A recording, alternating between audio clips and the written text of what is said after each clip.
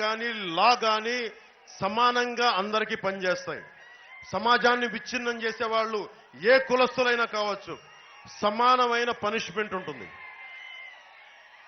అంతర్వేది కొప్పినాతి కృష్ణమ్మ గారు అగ్నికుల క్షత్రియులు అంతర్వేది ఆలయంలో ఉండే రథాన్ని, నరసింహస్వామి రథాన్ని దుండుగులు తగలబెట్టేస్తే ఒకటే చెప్పారు, పిచ్చోడు కాల్చాడు, లేదంటే తేనె తట్టుంటే దానికి మంట పెట్టడానికి కాల్చేశారంటే కొంతమంది నీచులు ఉంటారు గొడవలు పెట్టడానికి, లేదా పొరపాటున తాగేసే ఉండొచ్చు, కారణాలు ఏదైనా ఉండొచ్చు.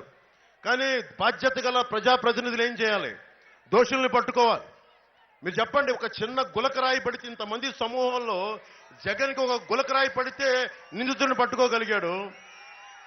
మనకి అంతర్వేది రథాన్ని కాల్చేస్తే నిందితుడిని పట్టుకోలేపారు ఈ రోజు దాకా. ఏం సూచిస్తుంది అది? ఏం చెప్తుంది అంటే, నువ్వు పట్టుకోవాలంటే పట్టుకోగలవు, నువ్వు నిజంగా దోషులను పట్టుకోవాలంటే పట్టుకోగలవు. కానీ అపోహల మధ్య ప్రభుత్వాన్ని నడపాలి, గొడవల మధ్య మనం కొట్టుకుంటా ఉంటే వాళ్ళు ప్రభుత్వాలు నడపాలి. దీనికి ఇది ఆగాలి, ఇలాంటి దుష్ట పరిపాలన ఆగాలి.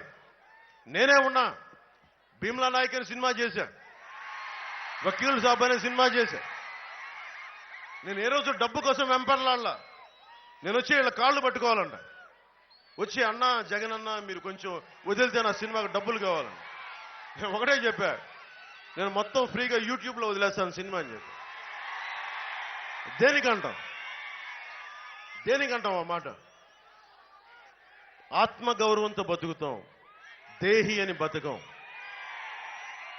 ఆత్మగౌరవం కోసం ప్రాణాలు వదిలేసుకుంటాం, అంతేగాని ఎర్రచందనం నరికేవాళ్ళు, ఎర్రచందనం చెట్లని నరికే వాళ్ళ దగ్గర, కులాల మధ్య చిచ్చులు పెట్టే వాళ్ళ దగ్గర, మెగాస్టార్ చిరంజీవి గారిని తీసుకొచ్చి టేబుల్ పైన కూర్చోబెట్టే వాళ్ళకి మేము లొంగం.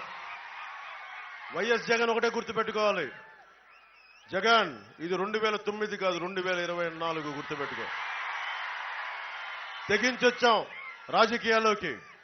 నిన్న రైల్వే కోడల్లో కూడా చెప్పా, నా కోసం 40 మంది ఎర్రచందనం స్మగ్లర్ను దింపారంట పిఠాపురానికి, గోదావరి జిల్లాలకి. నేను ఒకటే చెప్పా, అరే నేను భారతీయుణ్ణి, ఎక్కడ అక్రమం జరిగినా అన్యాయం జరిగినా ధైర్యంగా ఎదుర్కోగలను. ఒకటే చెప్తా ఉన్నా, నేను పవన్ కళ్యాణ్ని, నేను ధైర్యవంతుని, నాకు అస్సలు భయాలు ఉండవు. ఒకటే జీవితం, ఒకే ఒక జీవితం. కూర్చోబెట్టి జగన్ లాంటి గూండాలకి, పెద్దిరెడ్డి మిథున్ రెడ్డి లాంటి దోపిడీదారులకి భయపడం. ఎక్కడో కూర్చోబెట్టి మిథున్ రెడ్డి అనే వ్యక్తి చెప్తా ఉన్నాడు ఒకసారి ఢిల్లీలో కనిపించి,